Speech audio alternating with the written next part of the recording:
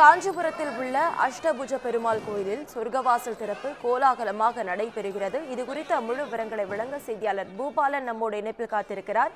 பூபாலன், வணக்கம். விவரங்கள். வணக்கம் நவீனா.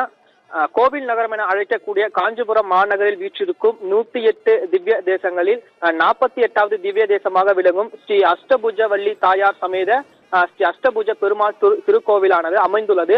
இத்திருக்கோவிலில் முக்கிய சிறப்பாக விளங்கும் பரமபத வாசல் என்று சொல்லக்கூடிய சொர்க்க வாசலானது அமைந்த திருத்தலமாக விளங்கி வருகிறது.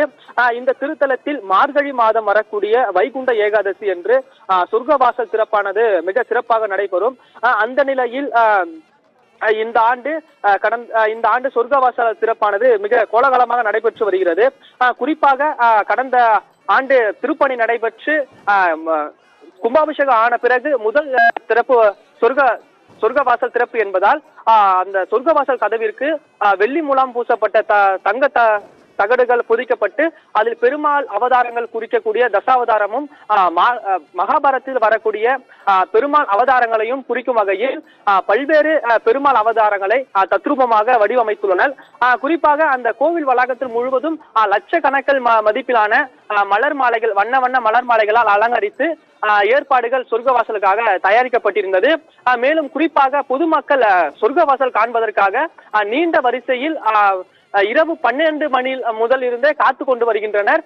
தற்போது சொர்க்க வாசலானது திறக்கப்பட்டிருக்கின்ற நிலையில் பக்தர்கள் பக்தி கோஷத்துடன், கோவிந்தா என்ற ஒரு பக்தி கோஷத்துடன் சொர்க்க வாசல் திறந்ததை காண்டு சாமி தரிசனம் மேற்கொண்டு வருகின்றனர்.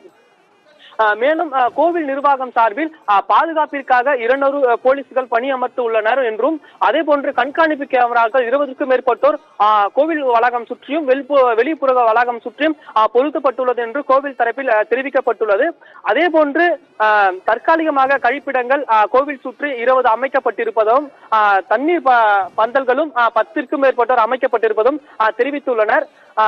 இதனால் பொதுமக்களும் மகிழ்ச்சியுடன் சாமி தரிசனம் மேற்கொண்டு வருகின்றனர். நவீனா,